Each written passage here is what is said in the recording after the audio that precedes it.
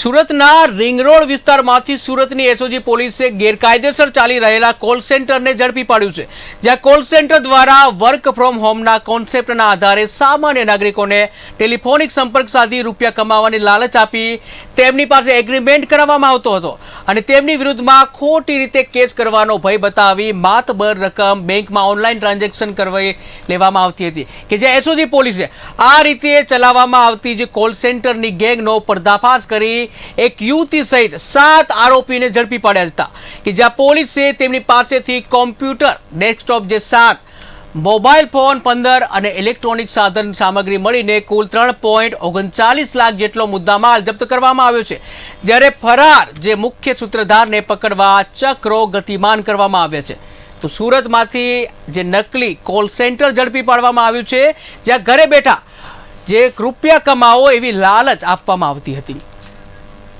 તો આ સાથે જ સુરતથી બળદેવ દેસાઈ સંવાદદાતા આપણી સાથે જોડાઈ ગયા છે। જે બળદેવ, વાત કરવામાં આવે કે ઘરે બેઠા કામ કરી અને રૂપિયા કમાવો એવી લાલચ આપી અને એક કૌભાંડ જે છે સુરત જે એસઓજીએ ઝડપી પાડ્યું છે, શું છે સમગ્ર વિગત? जी मैंने आपने जणावी दो कि सूरत एसओजी द्वारा नकली कॉल सेंटर झड़पी पाड़ी से घरे बैठा रुपया कमाવાની લાલચ આપી રૂપિયા પડાવતી ગેંગને ઝડપી પાડવામાં આવી છે। એક મહિલા સહિત 10 ઝડપાયા છે। ખાસ કરીને આપને જણાવી દો કે સુરતના રિંગ રોડ વિસ્તારમાં સુરતની એસઓજી પોલીસે ગેરકાયદેસર ચાલી રહેલા કોલ સેન્ટરને ઝડપી પાડ્યું છે।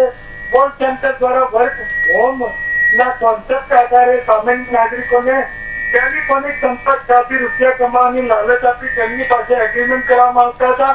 તેમની વિરુદ્ધમાં ખોટી રીતે કેસ કરવાનો ભય બતાવી અને રકમ પડાવવાનું સામે આવ્યું હતું। એસઓજી પોલીસને ખાસ કરીને માથું મળતા એસઓજી પોલીસે રેડ કરી હતી, ત્યારે એક મહિલા સહિત 6 ઝડપાયા છે અને સમગ્ર સાધન સામગ્રી જપ્ત કરવામાં આવી।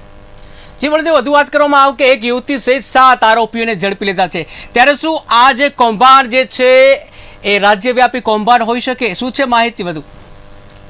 બિલકુલ નહીં, હાલ તો પોલીસે તમામ 7 આરોપીઓની ધરપકડ કરી છે। સાથે સાથે 3.39 લાખનો જે મુદ્દામાલ ઝડપી પાડવામાં આવ્યો છે।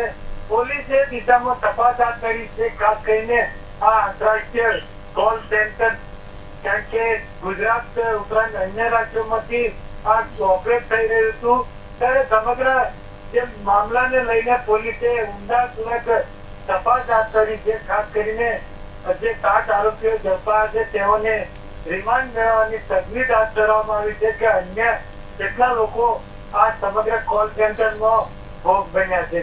જી બળદેવ, સમગ્ર માહિતી બદલ આભાર। તો સુરતમાંથી નકલી કોલ સેન્ટર ઝડપાયું છે। જો તમને પણ ઘરે બેઠા કમાવાની ઓફર આવી રીતે આવતી હોય તો સાવધાન થઈ જજો, કેમ કે સુરતમાં આ અંગેનું નકલી કોલ સેન્ટર જે છે ઝડપી પાડવામાં આવ્યું છે, જ્યાં ઘરે બેઠા રૂપિયા કમાવાની લાલચ આપવામાં આવતી હતી અને પછી આ ગેંગ દ્વારા તમને જે એગ્રીમેન્ટ કરાવી અને રૂપિયા પડાવવાની ઘટના જે સામે આવી હતી। તો એસઓજી પોલીસે એક મહિલા સહિત 7 ઠગને ઝડપી પાડ્યા છે।